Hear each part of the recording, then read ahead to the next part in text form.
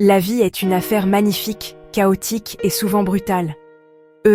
C'est une danse entre nos besoins les plus profonds, nos peurs les plus profondes et un désir inébranlable et primal de connexion. Nous sommes faits pour ça. Cet essai est une conversation sur les défis de ce monde moderne. C'est aussi une exploration des solutions souvent cachées à la vue de tous. Pas de solution miracle, mais une main tendue et une carte. Le langage est simple, parce que la vérité l'est souvent. Le message est clair. Nous pouvons survivre, nous connecter et prospérer. Le premier et le plus fondamental défi est la survie physique. C'est le fondement de notre existence. Pour vivre, nos corps ont des besoins non négociables.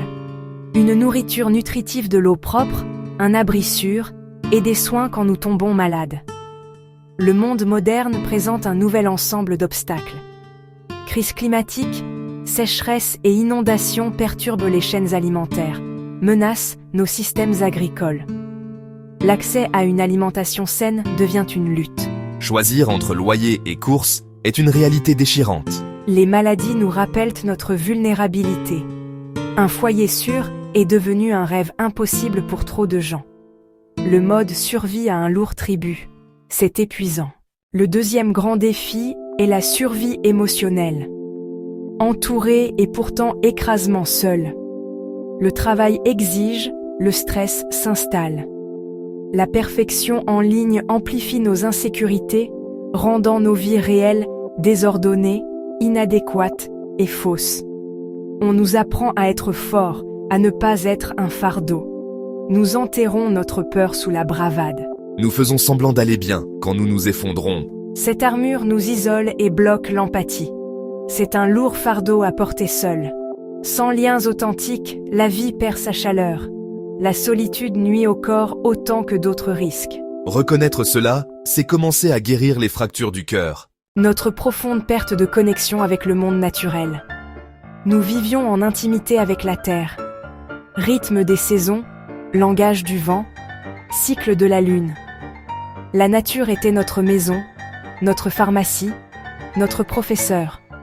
Aujourd'hui, nous l'expérimentons à travers un écran. Notre sens de connexion s'affaiblit.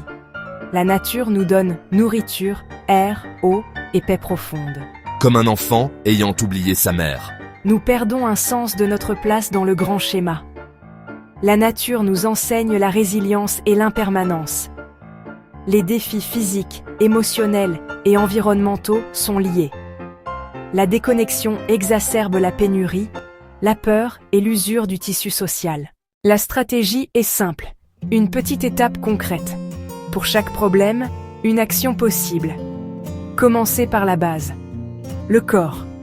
Choisissez local et de saison quand vous le pouvez. Vous soutenez votre communauté et ses cycles naturels.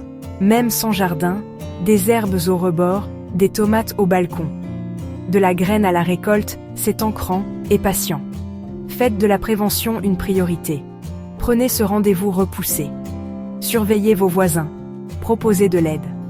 Partager, c'est reconstruire le tissu communautaire. Nous repoussons la rareté, créons l'abondance et une bouée de sauvetage collective.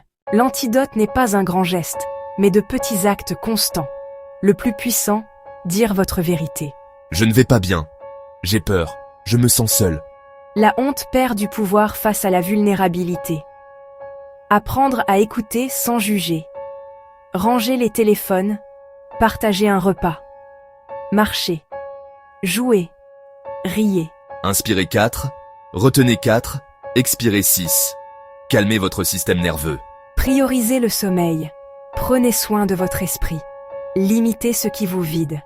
Nous transformons l'isolement en connexion, une conversation à la fois.